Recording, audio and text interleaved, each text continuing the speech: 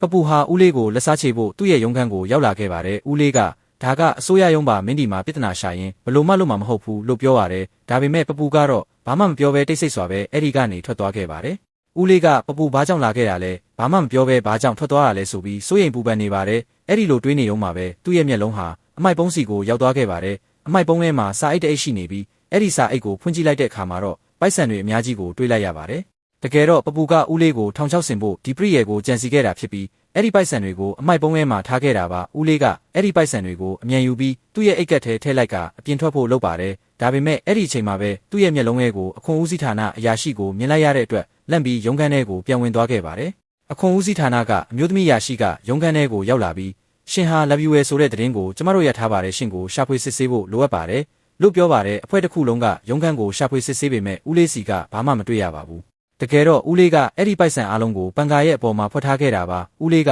လွတ်မြောက်သွားပြီလို့ထင်နေုံမှာပဲဝန်ထမ်းတစ်ယောက်ကပန်ကာကိုဖွင့်လိုက်ပါတော့တယ်ပန်ကာလဲသွားတာနဲ့တပြိုင်နက်ပိုက်ဆံအားလုံးဟာလေရဲလွင့်ပြီးအောက်ကိုကျလာခဲ့ပါတယ်ဒီအဖြစ်အပျက်ကိုမြင်တွေ့လိုက်ရတဲ့အတွက်အခွန်ဦးစီးဌာနကအဖွဲ့ဟာဦးလေးကိုချက်ချင်းဖမ်းဆီးလိုက်ပြီးသူ့ကိုအလုပ်ကနေထုတ်ပယ်ခဲ့ပါတယ်